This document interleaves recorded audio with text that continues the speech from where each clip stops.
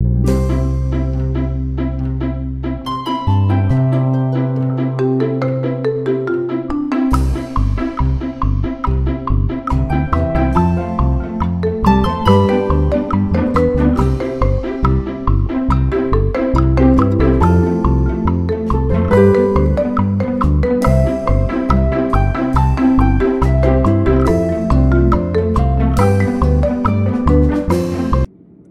ಹೋಗ್ತಿದೀವಿ ನಾವೀಗ?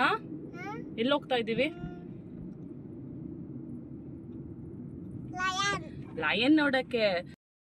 Hello everyone, welcome back to my YouTube channel. ನಾವು ಇವತ್ತು ಬನ್ನೇರುಘಟ್ಟ ಬಯೋಲಾಜಿಕಲ್ ಪಾರ್ಕ್ ಹೋಗ್ತಾ ಇದ್ದೀವಿ. ಸೊ ಇದು ನನ್ನ ಮಗಳಿಗೆ ತುಂಬ ದಿನದ ಆಸೆ. ಅವಳು ಫಾರೆಸ್ಟ್ಗೆ ಹೋಗಬೇಕು, ನಾನು ಲಯನ್ ನೋಡಬೇಕು, ನಾನು ಟೈಗರ್ ನೋಡಬೇಕು. ಈ ಇದರಲ್ಲಿ ಬರುತ್ತಲ್ಲ, ಟಿ ವಿಲಿ ಬರುತ್ತಲ್ಲ ಕಾರ್ಟೂನು. ಸೊ ಹಾಗಾಗಿ ಅವಳಿಗೆ ತುಂಬ ದಿನದ ಆಸೆ ಇತ್ತು. ಹಾಗಾಗಿ ಅದು ಇವತ್ತು ನೆರವೇರ್ತಾ ಇದೆ. ನಮ್ಮ ಜೊತೆಗೆ ಇನ್ನೂ 3 ಫ್ಯಾಮಿಲಿ ಜಾಯಿನ್ ಆಗ್ತಿದ್ದೆ. ಸೊ ನಾವೆಲ್ಲ ಒಂದು ಕಡೆ ಪ್ಲ್ಯಾನ್ ಮಾಡಿಕೊಂಡು ಬ್ರೇಕ್ಫಾಸ್ಟ್ ಮುಗಿಸ್ಕೊಂಡು ಹೋಗೋಣ ಅಂತ. ಈಗ ಅರೌಂಡ್ ಟೈಮಿಂಗ್ ಬಂದು 9 ಗಂಟೆ. ನಿನ್ನೆ ಎಲ್ಲ ಹೆವಿ ಮೋಡ ಆಯಿತು. ಇವತ್ತಂತೂ ಆಲ್ರೆಡಿ ಬಿಸಿಲು ಕಾಣಿಸ್ತಾ ಇದೆ.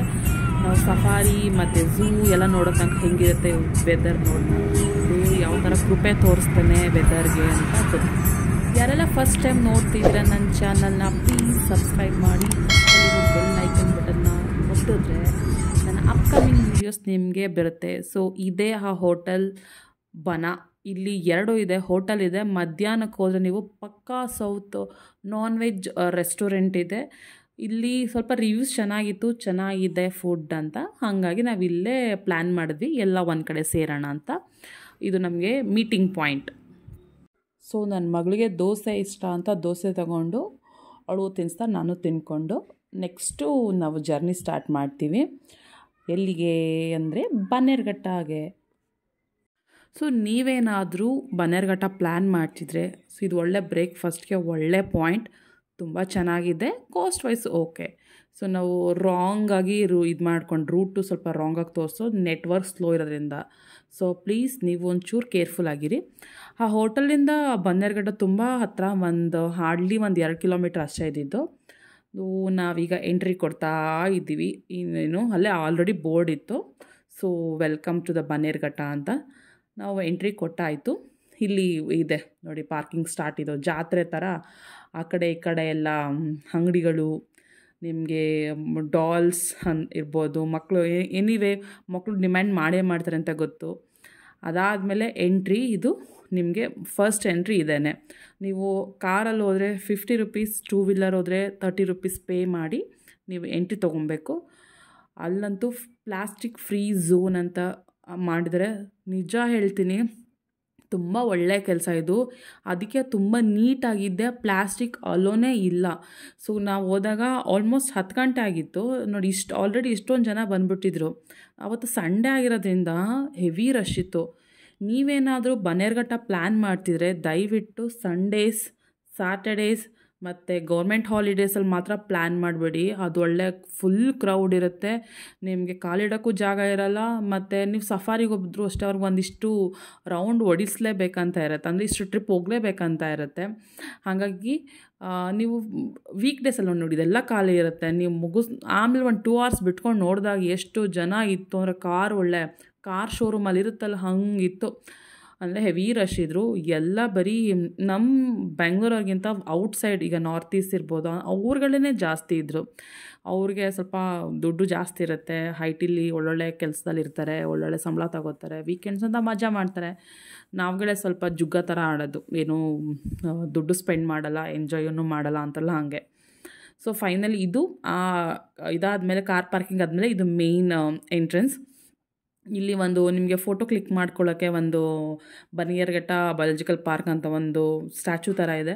ಸೊ ನೀವು ಇಲ್ಲಿ ಬಂದ ತಕ್ಷಣ ಎಲ್ಲ ಫೋಟೋ ಶೂಟ್ ಮಾಡ್ಕೋತಾರೆ, ವಿಡಿಯೋ ಶೂಟ್ ಆಗಲಿ. ಇಲ್ಲಿ ಮ್ಯಾಪ್ ಕೊಟ್ಟಿದ್ದಾರೆ, ಸೊ ಹೇಗೆ ಹೋಗಬೇಕು ಅಂತ. ಮತ್ತು ಒಂದಷ್ಟು ಇದನ್ನು ಮಾಡಬೇಕು, ಇದನ್ನು ಮಾಡಬಾರ್ದು. ಈಗ ಪಾರ್ಕ್ ಈಸ್ ಅವರ್ ರೆಸ್ಪಾನ್ಸಿಬಿಲಿಟಿ ಥರ. ನಾವು ಈಗ ಅಲ್ಲಲ್ಲೇ ಕಸ ಚೆಲ್ಲಬಾರ್ದು. ನಿಜವಾಗ್ಲೂ ಹೇಳ್ತೀನಿ, ತುಂಬ ಕ್ಲೀನಾಗಿತ್ತು ಪಾರ್ಕ್ ಅಂತೂ.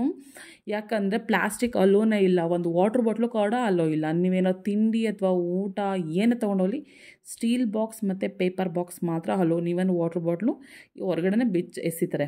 ಇಲ್ಲಿ ನೀವು ಬಯಾಲಜಿಕಲ್ ಪಾರ್ಕ್ದಿಂದ ನಿಮ್ಮದು ಏನಾದರೂ ಲಗೇಜ್ ಇತ್ತು ಅಂದರೆ ನೀವು ಇಲ್ಲಿ ಹ್ಯಾಂಡ್ ಓವರ್ ಮಾಡಿ ನೀವು ಸಫಾರಿ ಅಥವಾ ಝೂ ಮುಗಿಸ್ಕೊಂಬಂದು ನೀವು ಕಲೆಕ್ಟ್ ಮಾಡ್ಕೊಳ್ಳೋ ಥರ ಆಯಿತು.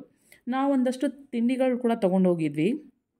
ನಮ್ಗೆ ಗೊತ್ತಿತ್ತು ಈ ಥರ ತಿಂಡಿ ಅಲ್ಲಿ ಪಾರ್ಕಲ್ಲೆಲ್ಲ ರೌಂಡ್ ಹೊಡಿಬೇಕಲ್ವಾ, ಮತ್ತು ಇದು ಝೂ ಅಲ್ಲೂ ರೌಂಡ್ ಹೊಡಿಬೇಕು, ಮತ್ತು ಬಟರ್ಫ್ಲೈ ಪಾರ್ಕಲ್ಲೂ ರೌಂಡ್ ಹೊಡಿಬೇಕು. ಸೊ ಹಾಗಾಗಿ ಸ್ವಲ್ಪ ಸ್ಟ್ಯಾಮಿನಾ ಬೇಕೇ ಬೇಕಲ್ವಾ.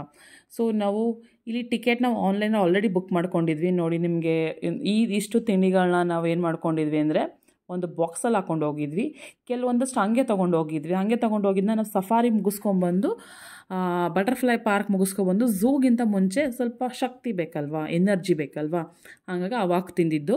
ಸ್ವಲ್ಪ ಲೈಟಾಗಿರೋದು ತೊಗೊಂಡೋಗಿದ್ವಿ. ಯಾಕಂದರೆ ಅಲ್ಲಿ ಬರೀ ಏನಂದರೆ ಬೋಂಡಾ ಬಜ್ಜಿ ಈ ಥರ ಸ್ನ್ಯಾಕ್ಸ್ ಇರುತ್ತೆ, ಎಷ್ಟೊಂದು ದಿನ ಇರುತ್ತೋ ಎಣ್ಣೆ ಅಲ್ವಾ, ಅದೆಲ್ಲ ಹೆಲ್ದಿ ಅಲ್ಲ. ಹಾಗಾಗಿ ಇದು ಹೆಲ್ದಿ ಅಲ್ಲ, ಬಟ್ ಅದಕ್ಕೆ ಕಂಪೇರ್ ಮಾಡಿಕೊಂಡ್ರೆ ಪರವಾಗಿಲ್ಲ ಅಂತ ಅಷ್ಟೆ. ಇದೇನು ಕೂಡ ಏನು ನಾವೇನು ಬೆಳೆದು ಮಾಡೋದಾ ಇಲ್ಲ, ಅದು ಕೂಡ ಯಾರೋ ಯಾವುದೋ ಎಣ್ಣೆಲಿ ಯಾವತ್ತೋ ಬೇಯಿಸಿರ್ತಾರೆ, ಬಟ್ ನಾಲ್ಗೆ ಕೇಳಬೇಕಲ್ಲ. ಸೊ ಈ ಥರ ಪೇಪರ್ ಬ್ಯಾಗ್ಸಲ್ಲಿ ಸ್ಟೀಲ್ ಬಾಕ್ಸಲ್ಲಿ ತೊಗೊಂಡ್ರೆ ದೇ ಆರ್ ಅಲೋಡ್.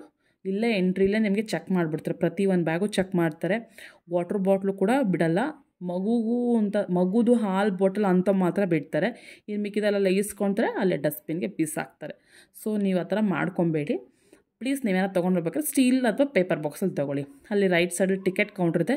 ಸೊ ಇಲ್ಲಿ 2 ಪೋರ್ಷನ್ ಇರುತ್ತೆ, ಒಂದು ಸಫಾರಿ ಒಂದು ಝೂ. ನಿಮಗೆ ಆಪ್ಷನ್ ಇರುತ್ತೆ ಯಾವುದಕ್ಕೆ ಹೋಗಬೇಕು ಫಸ್ಟು ಅಂತ. ನೀವು ಯಾವುದಕ್ಕಾದ್ರೂ ಸೆಲೆಕ್ಟ್ ಮಾಡ್ಕೊಬೋದು. ನಾವು ಬೆಳಗ್ಗೆನೇ ಸಫಾರಿ ಮುಗಿಸ್ಕೊಂಬಂದ್ಬಿಡೋಣ ಅಂತ ನಾವು ಸಫಾರಿಗೆ ಹೋದ್ವಿ.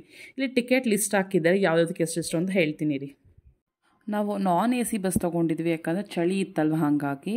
ಸೊ ನೀವು ಜೀಪ್ ತೊಗೊಂಡ್ರೆ ಜೀಪ್ ನಿಜ ಹೇಳ್ತೀನಿ ಕಂಪೇರ್ ಟು ಬಸ್, ಜೀಪ್ ಅಷ್ಟೊಂದು ಕಂಫರ್ಟಬಲ್ ಆಗಿರಲ್ಲ. 6 ಮೆಂಬರ್ಸ್ಗೆ ಅಷ್ಟೇ ಇರುತ್ತೆ. ನೀವು ಆಲ್ಮೋಸ್ಟ್ 3000 ಕೊಡಬೇಕು. ಆದರೆ ಇದು ಆಮೇಲೆ ಅದು ಗ್ರಿಲ್ಸ್ ಇರುತ್ತಲ್ಲ, ತುಂಬ ಚಿಕ್ಕದಿರುತ್ತೆ ಜೀಪಲ್ಲಿ, ತುಂಬ ಹೈಟು ಕೂಡ ಕಡಿಮೆ. ಇವಾಗ ಈ ಕಡೆ ಒಂದು ಪ್ರಾಣಿ ಬಂತು, ಲೆಫ್ಟ್ ಸೈಡಲ್ಲಿ ರೈಟ್ ಸೈಡಲ್ಲಿ ಒಂದು ಪ್ರಾಣಿ ಬಂತು, ನಾವು ಈ ಕಡೆ ಬಸ್ಸಲ್ಲಿ ಆ ಕಡೆ ಈ ಕಡೆ ಮೂವ್ ಆಗ್ಬೋದು, ಬಟ್ ಜೀಪಲ್ಲಿ ಆಗೋದೇ ಇಲ್ಲ. ಸೊ ನಾನು ನಿಮ್ಗೆ ಏನು ಹೇಳ್ತೀನಿ ಅಂತಂದರೆ, ನೀವು ಬಸ್ನ ಸಜೆಸ್ಟ್ ಮಾಡಿ. ಇನ್ ಕೇಸ್ ಬೇಸಿಗೆ ಇದ್ದಾಗ AC ಬಸ್ ಸಜೆಸ್ಟ್ ಮಾಡಿ, ಚಳಿಗಾಲ ಇದ್ದಾಗ ನಾನ್ AC ಬಸ್ನ ಬುಕ್ ಮಾಡ್ಕೊಳ್ಳಿ, ಸಫಾರಿನ ಎಂಜಾಯ್ ಮಾಡಿ, ಓಕೆನಾ. ಜೀಪ್ ಅಂತೂ ಬೇಡವೇ ಬೇಡ, ಅದು ಗ್ರಿಲ್ಸ್ ಅಂತೂ ತುಂಬ ಚಿಕ್ಕದಾಗಿರುತ್ತೆ ಮತ್ತು ಕಂಫರ್ಟಬಲೂ ಆಗಿರಲ್ಲ. ಇಲ್ಲಿ ಆಲ್ರೆಡಿ ಪಾರ್ಟಿಷನ್ ಮಾಡಿಬಿಟ್ಟಿದ್ದಾರೆ.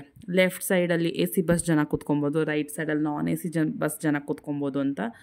ಸೊ ನಾವು ಬೆಳಗ್ಗೆನೇ ಹೋಗಿರೋದ್ರಿಂದ ಅಷ್ಟೊಂದು ರಶ್ ಇರಲಿಲ್ಲ, ಬೇಗ ಮೂವ್ ಆಗ್ತಾಯಿತ್ತು. ಒಂದು ರೌಂಡ್ ಓಡಿಸ್ಕೊಂಬತ್ತಾರೆ. ಸಫಾರಿ ಟೈಮಿಂಗ್ಸ್ ಬಂದು 45 ಮಿನಿಟ್ಸ್ ಅಷ್ಟೇ. ತೊಗೊಂಡೋಗ್ತಾರೆ, ರೌಂಡ್ ಓಡಿಸ್ತಾರೆ, ಯಾವುದಾದ್ರು ಕಾಣಿಸುತ್ತೋ ಕಾಣಿಸ್ಲೋ ಅದನ್ನು ನಿಮಗೆ ಬಿಟ್ಟಿದ್ದು, ನಿಮ್ಮ ಅವತ್ತಿನ ಲಕ್ ಅಂತ ಹೇಳ್ಬೋದು.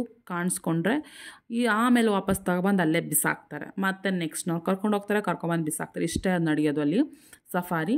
ನಿಮ್ಗೇನಾದರೂ ಕರ್ಕೊಂಡು ಹೋಗ್ತಾರಲ್ಲ ಅವರು ಒಳ್ಳೆ ಗೈಡ್ ಆಗಿದ್ದರೆ, ನಾನು ಅವ್ರನ್ನ ಡ್ರೈವರ್ ಅಂತ ಹೇಳಲ್ಲ, ಒಳ್ಳೆ ಗೈಡ್ ಆಗಿದ್ದರೆ ಡೆಫಿನೆಟ್ಟಾಗಿ ಅವ್ರು ನೀಟಾಗಿ ಇನ್ಫಾರ್ಮೇಷನ್ಸ್ ಕೊಡ್ತಾರೆ, ತೋರಿಸ್ತಾರೆ. ಯಾಕಂದರೆ ಲ್ಯಾಂಗ್ವೇಜ್ ಇಶ್ಯೂ ಇದ್ದೇ ಇರುತ್ತೆ. ಅವರು ಸ್ವಲ್ಪ ಕೇಪಬಲ್ ಇದ್ದಾರೆ ಯಾಕಂದರೆ ಎಷ್ಟೋ ಜನ ಜೊತೆ ಅವ್ರು ಕಮ್ಯುನಿಕೇಟ್ ಮಾಡಿ ಅವ್ರಿಗೆ ಅರ್ಥ ಆಗುತ್ತೆ. ಬಟ್ ಕನ್ನಡ ಅನ್ನೋದು ಒಂದು ನಮ್ಮ ಮಾತೃಭಾಷೆ ಅಲ್ವಾ, ಸ್ವಲ್ಪ ಲವ್ ಜಾಸ್ತಿ ಇರುತ್ತೆ. ಹಾಗಾಗಿ ನನಗೆ ಮುಂದೆ ಸೀಟ್ ಕೊಟ್ಟರು, ಬನ್ನಿ ಮ್ಯಾಮ್ ಇದು ಸ್ಪೆಷಲ್ ಸೀಟ್ ಕೂತ್ಕೊಳ್ಳಿ ಅಂತ.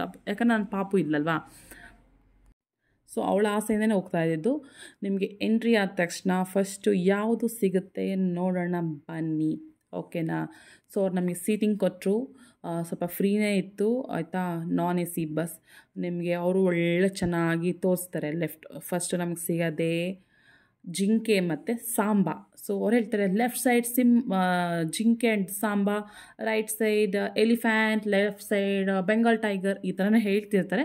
ಬಟ್ ನನಗೆ ಅವರು ಕೆಲವೊಂದು, ಯಾಕಂದ್ರೆ ನನ್ನ ಮಗು ಒಂದು ಸ್ವಲ್ಪ ವೆಯ್ಟ್ ಮಾಡಿ ಅವ್ರಿಗೆ ತೋರಿಸ್ತೀನಿ ಅಂತ ಹೇಳಿದಾಗ ಅವ್ರು ಸ್ವಲ್ಪ ವೆಯ್ಟ್ ಮಾಡ್ತಾಯಿದ್ರು. ಆಮೇಲೆ ಅವ್ರು ನನ್ನ ಮುಂದೆ ಕೂರಿಸ್ಕೊಂಡ್ರು. ಸೊ ಸ್ಪೆಷಲ್ ಸೀಟ್ ಅಂತ ನೋಡಿ, ಜಿಂಕೆ ಎಷ್ಟು ಚೆನ್ನಾಗಿ ಜಂಪ್ ಹೊಡೆಸ್ಕೊಂಡು ಹೋಗ್ತಾ ಇದಲ್ವಾ. ಸೊ ಜಿಂಕೆಗಳ ಸಂಖ್ಯೆ ಜಾಸ್ತಿ ಆಗುತ್ತಾ ಇರುತ್ತೆ. ಹಾಗಾಗಿ ಅದನ್ನು ಹುಲಿ ಮತ್ತು ಸಿಂಹಗಳು ಏನಿರುತ್ತೋ ಹಂಟ್ ಮಾಡಿ ತಿಂತವೆ. ಯಾಕಂದರೆ ನೀವೇ ಯೋಚನೆ ಮಾಡಿ, ಅದು ಒಂದು ವರ್ಷಕ್ಕೆ 1-2 ಮರಿ ಆಗ್ತಾ ಹೋದರೆ ಎಷ್ಟು ಆಗ್ಬಿಡುತ್ತೆ. ಸೊ ಅದನ್ನ ಬ್ಯಾಲೆನ್ಸ್ ಮಾಡೋಕ್ಕೋಸ್ಕರ ನಮಗೆ ಹುಲಿ ಮತ್ತು ಸಿಂಹ ಅವಶ್ಯಕತೆ ಇದೆ. ಸೊ ಪ್ರತಿಯೊಂದು ಕಡೆಯೂ ಒಂದೊಂದು ಎಂಡಿಂಗ್ ಪಾಯಿಂಟ್ ಮತ್ತು ಒಂದೊಂದು ಸ್ಟಾರ್ಟಿಂಗ್ ಪಾಯಿಂಟ್ ಅಂತ ಇರುತ್ತೆ. ಯಾಕಂದರೆ ಈಗ ಜಿಂಕೆ ಅದಾದಮೇಲೆ ನೆಕ್ಸ್ಟ್ ಸ್ಟಾರ್ಟ್ ಆಗುತ್ತೆ ಎಲಿಫೆಂಟು, ಅದಾದಮೇಲೆ ನೆಕ್ಸ್ಟ್ ಬ್ಲಾಕ್ ಬಂದ್ಬಿಟ್ಟು ಈ ಟೈಗರ್ ಇರ್ಬೋದು. ಹಂಗೆ ಯಾಕಂದರೆ ಎಲ್ಲ ಒಟ್ಟಿಗೆ ಇರೋದಿಲ್ಲ, ಎಲ್ಲ ಒಟ್ಟಿಗೆ. ಈಗ ನಾವು ಹೇಗೆ ನಮ್ಮದೇ ಒಂದು ಫ್ಯಾಮಿಲಿ ಅಂತ ಇರ್ತೀವಿ, ಬೇರೆ ಫ್ಯಾಮಿಲಿ ಅಡ್ಜಸ್ಟ್ ಮಾಡ್ಕೊತೀವ, ಮನುಷ್ಯರೇ ಮಾಡ್ಕೊಳ್ಳಲ್ಲ ಗುರು, ಇನ್ನು ಪ್ರಾಣಿಗಳು ಮಾಡ್ಕೊಳ್ಳಲ್ಲ. ಸೊ ಎಲಿಫೆಂಟ್ ಆಯಿತು, ಎಲಿಫೆಂಟ್ ದಾರಿಯಲ್ಲೇ ಸಿಕ್ತು. ಜೊತೆಗೆ ನಾವು ನಿಲ್ಲಿಸಿ ಅಂದಾಗ ಹೇಳಿದ್ರು ಇನ್ನೂ ಇದೆ ಬನ್ನಿ ಅಂತ. ಇಲ್ಲಿ ಒಂದು ಜಸ್ಟ್ 9 days ನೋಡಿ, ಪುಟ್ಟು ಎಲಿಫೆಂಟ್ ಬರ್ತಾಯಿದೆ ನೋಡಿ, ಪುಟಾಣಿದ ನಡ್ಕೊಂಡು ನೋಡಿ. ನಮ್ಮದು ಮಕ್ಕಳಾದರೆ ಇನ್ನೂ ಅಂತಿರ್ತವೆ, ಇವ ಆಲ್ರೆಡಿ ನಡ್ಕೊಂಡು ಓಡಾಡ್ತಾ ಇರುತ್ತೆ ಅಲ್ವಾ. ಸೊ ಸಫಾರಿ ನಮ್ಮ ಪುಣ್ಯಕ್ಕೆ ನಾವು ಹೋದಾಗಿಂದ ಸಫಾರಿ ತುಂಬ ಚೆನ್ನಾಗಿ ನಡೀತಾ ಇದೆ, ಮುಂದೆ ಕೂಡ ತುಂಬ ಚೆನ್ನಾಗಾಯಿತು. ಅದು ನಮ್ಮದು ಏನು ಹೇಳ್ತೀವಿ, ಅದು ಬೆಳಗ್ಗೆ ಎದ್ದು ದೇವರಿಗೆ ಸ್ವಲ್ಪ ಸ್ಪೆಷಲ್ಲಾಗಿ ಬೇಡ್ಕೊಂಡು ಹೋಗಿದ್ವಿ. ದೇವರೇ ಫಸ್ಟ್ ಟೈಮ್ ಹೋಗ್ತಾಯಿದ್ದೀವಿ ಸಫಾರಿಗೆ, ಎಲ್ಲಾದರೂ ದರ್ಶನವೂ ಕೊಡಪ್ಪ ಅಂತ. ಹಾಗಾಗಿ ಸಫಾರಿ ತುಂಬ ಚೆನ್ನಾಗಾಯಿತು. ನೆಕ್ಸ್ಟ್ ನಮ್ಗೆ ಸಿಗ್ತಾಯಿದೆ ನಮ್ಮ ಕರಡಿ. ಸೊ ಕರಡಿ ಕುಣಿತ, ನಮ್ಮ ಕರಡಿ ಸಿಗ್ತಾಯಿದೆ ನಮಗೆ. ಒಂದು 2-3 ಕರಡಿಗಳು ಕಾಣಿಸ್ಕೊಂಡ್ವು. ನಿಮಗೆ ಕಾಣಿಸ್ತಾ ಇದೆಯಾ? ಅಲ್ಲಿ ಹೋಗ್ತಾಯಿದೆ ನೋಡಿ ಸೈಡಲ್ಲಿ ಮೆತ್ತಗೆ. ಸೊ ನಮಗೆ ಕರಡಿ ಕೂಡ ಕಾಣಿಸ್ಕೊಳ್ತು. ಇಲ್ಲಿ ತುಂಬ ಇಲ್ಲ ಪ್ರಾಣಿಗಳು, ಕೆಲವೊಂದನ್ನು ಈಗ ಸರ್ಕಸ್ಸಿಂದ ರೆಸ್ಕ್ಯೂ ಮಾಡಿರ್ತಾರಲ್ಲ ಆ ಪ್ರಾಣಿಗಳು ಕೂಡ ಇದ್ದಾವೆ ಇಲ್ಲಿ. ಓಕೆನಾ. ನೆಕ್ಸ್ಟು ಇವಾಗ ಚೀತಾ ಇದೆ ನೋಡಿ. ಚೀತಾನ ಸ್ವಲ್ಪ ಏನು ಮಾಡ್ತಾರೆ ಗೊತ್ತಾ, ಕೆಲವೊಂದಷ್ಟನ್ನ ಬೋನಲ್ಲಿ ಹಾಕ್ತಾರೆ, ಕೆಲವೊಂದಷ್ಟನ್ನ ಓಡಾಡೋಕ್ಕೂ ಇದೆ, ಜಾಗ ಇದೆ. ಸಫಾರಿ ಅಂದರೆ ಅಲ್ವಾ, ಅದಕ್ಕೆ ಒಂದು ಏನು ಹೇಳಿದ್ರೆ ಅಷ್ಟೊಂದು ಸ್ಪೇಸ್ ಕೊಟ್ಟಿರ್ತಾರೆ, ಅಲ್ಲಿ ಓಡಾಡ್ತಾ ಇರ್ತಾರೆ. ಸೊ ನೋಡಿ, ಇದೇನೆ ಪ್ರತಿಯೊಂದಕ್ಕೂ ಎಂಟ್ರಿ ಪಾಯಿಂಟ್ ಇರುತ್ತೆ. ಆಮೇಲೆ ಅಲ್ಲಿ ಇರ್ತಾರಲ್ಲ ಗಾರ್ಡ್ಗಳಿಗೆ ತುಂಬ ಸೇಫಾಗಿರುತ್ತೆ, ಯಾಕಂದರೆ ಯಾವಾಗ ಏನು ಅಟ್ಯಾಕ್ ಮಾಡುತ್ತೆ ಗೊತ್ತಿಲ್ಲ. ಸುತ್ತ ಗ್ರಿಲ್ಸ್ ಇರುತ್ತೆ. ಈವನ್ ಅದಕ್ಕೆ ಫುಡ್ ಹಾಕ್ತಾರಲ್ಲ ಅವ್ರಿಗೂ ಕೂಡ ಫುಲ್ಲು ಹೆಂಗೆ ಎಷ್ಟು ಫಾಸ್ಟಾಗಿ ಹಾಕ್ಬೇಕಂತ, ಇಲ್ಲಾಂದರೆ ಬಂದು ಅಟ್ಯಾಕ್ ಮಾಡ್ತಾವಂತೆ. ಇದಕ್ಕೆ ನಾರ್ಮಲಾಗಿ ಗೀಕೆದೆಲ್ಲ ಆಗೋಲ್ಲ, ಇದಕ್ಕೆ ಏನಾದರೂ ಬೀಫ್ದು ಮೀಟ್ ಆಗಬೇಕು. ಲಯನ್ ಆಗಲಿ ಟೈಗರ್ ಆಗಲಿ ಇದಕ್ಕೆಲ್ಲಕ್ಕೂ 20 kg ಪರ್ ಡೇ ಅವಕ್ಕೆ ಮೀಲ್ ಇರುತ್ತೆ, 1 time ಕೊಡ್ತಾರಂತೆ. ಜೊತೆಗೆ ಗೈಡ್ ತುಂಬ ಚೆನ್ನಾಗಿ ಹೇಳಿದ್ರು. ಆಲ್ಮೋಸ್ಟ್ 260 ಸ್ಕ್ವೇರ್ ಕಿಲೋಮೀಟರ್ ಅಂದರೆ 260 ಸ್ಕ್ವೇರ್ ಕಿಲೋಮೀಟರ್ ಅಂದರೆ ಎಷ್ಟು ಎಕರ್ಸ್ ಆಗುತ್ತೆ ಕನ್ವರ್ಟ್ ಮಾಡಿದಾಗಲ್ವಾ. ಇದು ಬನ್ನೇರುಘಟ್ಟ ನ್ಯಾಷನಲ್ ಪಾರ್ಕ್ ಇರೋದು. ಸಫಾರಿ ಬಂದು ಬರೀ 80 ಸ್ಕ್ವೇರ್ ಕಿಲೋಮೀಟರ್ ಅಷ್ಟೇ. ಒಂದಿಷ್ಟು ಭಾಗ ಮಾತ್ರ ಸಫಾರಿ ಇದೆ, ಮಿಕ್ಕಿದ್ದೆಲ್ಲ ದೊಡ್ಡ ಕಾಡಿದ್ದು. ಜೊತೆಗೆ ಏನು ಗೊತ್ತಾ, ಈಗ 19 ಲಯನ್ಸ್ ಇದ್ರೆ ಅದು ಸಪ್ರೇಟ್ ಇರುತ್ತೆ, ಇದು ಒಂದು 5 ಎಕರೆಗೆ ಇರುತ್ತೆ. ಓಕೆನಾ. ಬೇರೆ ಫ್ಯಾಮಿಲಿಲಿ ಇರ್ತಿಲ್ಲ ಅಂದರೆ ಕಚ್ಚಾಡ್ಕೊಳ್ತೇವೆ ಅಂದ್ಬಿಟ್ಟು ಸಪ್ರೇಟ್ ಇಟ್ಟಿರ್ತಾರೆ. ವಾವ್, ನಮ್ಮ ಕಾಡಿನ ರಾಜ ನೋಡಿ ಎಷ್ಟು ಚೆನ್ನಾಗಿದೆ.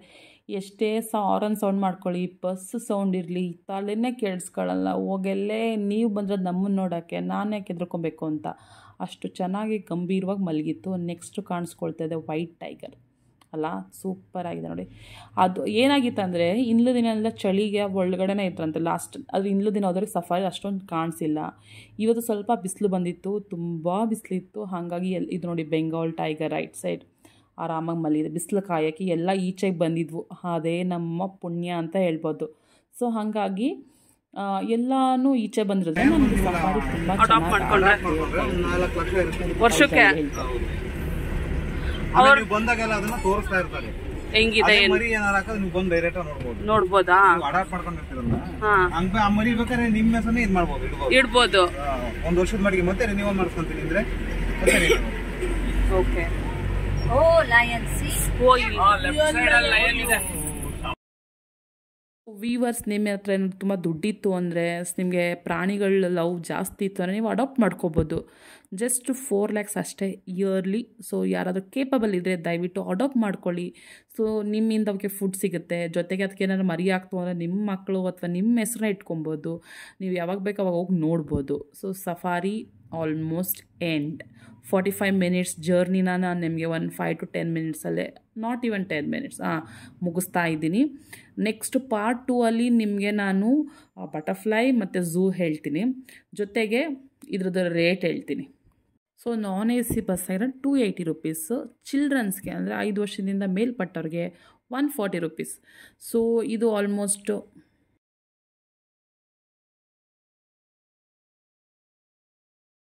ಇಲ್ಲಿ 33 ಟೈಗರ್ಸ್ ಇದೆ, 7 ವೈಟ್ ಟೈಗರ್ಸ್ ಇದೆ, 19 ಲಯನ್ಸ್ ಇದೆ. ಸೊ 125 ಎಲಿಫೆಂಟ್ಸ್ ಇದೆ. ಕೆಲವೊಂದು ಅವೇ ಹೊಡೆದಾಡ್ಕೊಂಡು ಸತ್ತೋಗ್ಬಿಡ್ತವೆ. ಸೊ ಅದು ವೇರಿ ಆಗ್ತಾ ಇರುತ್ತೆ. ಅದು ಮುಗಿಸ್ಕೊಂಡು ಬಂದಾಗ ನೋಡಿ, ಈಗ ಹೀಗೆ ಇದೇ ಜೀಪ್ ಅಷ್ಟು ಚೆನ್ನಾಗಿಲ್ಲಪ್ಪ, ಬಸ್ಸಸ್ ಓಕೆ, ಈ ಥರ ಬಸ್ ತುಂಬ ದೊಡ್ಡದಾಗಿ ಕಾಣುತ್ತೆ. ಹಾಗಾಗಿ ನಿಮಗೆ ಬಟರ್ಫ್ಲೈ ಪಾರ್ಕಿಗೆ ಸಪ್ರೇಟ್ ಚಾರ್ಜ್, ಝೂಗೆ ಸಪ್ರೇಟ್ ಚಾರ್ಜ್, ಮತ್ತು ಸಫಾರಿಗೆ ಸಪ್ರೇಟ್ ಚಾರ್ಜ್ ಇರುತ್ತೆ. ನೀವು ಝೂ ಅಲ್ಲಿ ಹೋಗ್ಬೇಕಂದ್ರೆ ನಿಮ್ಗೆ ಇಷ್ಟ ಆಯ್ತು, ಅದರಲ್ಲಿ ಝೂ ಒಳಗಡೆ ಬೋಟಿಂಗ್ ಕೂಡ ಇರುತ್ತೆ. ಸೊ ನೀವು ಬರೀ ಸಫಾರಿ ಮುಗಿಸ್ಕೊಂಡು ಇದು ಕೊನೆ ಎಂಡ್ ಇದು ಮುಗಿಸ್ಕೊಂಡು ಮನೆಗಾದರೂ ಹೋಗ್ಬೋದು, ಮತ್ತು ವಾಪಸ್ ಝೂಗಾದರೂ ಹೋಗ್ಬೋದು. ಸೊ ನಾವು ಸಫಾರಿ ಮುಗಿಸ್ಕೊಂಡು ಬಟರ್ಫ್ಲೈ ಪಾರ್ಕ್ ಮುಗಿಸ್ಕೊಂಡು ಸ್ವಲ್ಪ ತಿನ್ಕೊಂಡು ನೆಕ್ಸ್ಟು ಝೂಗೆ ಹೋಗಿದ್ದು. ಇದು ವಿಸ್ತಾರಣೆ ಹೆಂಗಿದೆ ನೋಡಿ, ಇದು ಬರೀ ಇದು ಎಲ್ಲೆಲ್ಲಿ ಸೇರಿಕೊಂಡಿದೆ ಗೊತ್ತಾ, ಕರ್ನಾಟಕ ಅಲ್ಲದೆ ಕೇರಳ, ಮಧುಮಲೈ ಮತ್ತು ಬಂಡೀಪುರ್ ತುಂಬ ದೊಡ್ಡದಾಗಿ ವಿಸ್ತಾರ ಆಗಿದೆ. ಜೊತೆಗೆ ಇದು ನಮ್ಮ ಇದು ಬಂದು ಇನ್ನೂ ಪಾರ್ಟ್ 2 ಅಲ್ಲಿ ಮಿಕ್ಕಿದ ಇನ್ಫಾರ್ಮೇಷನ್ನ ಕೊಡ್ತೀನಿ. ಸೊ ಮಿಸ್ ಮಾಡದೆ ನೋಡಿ. ಇಷ್ಟ ಆಯಿತು ಅಂದರೆ ಕಮೆಂಟ್ ಮಾಡಿ.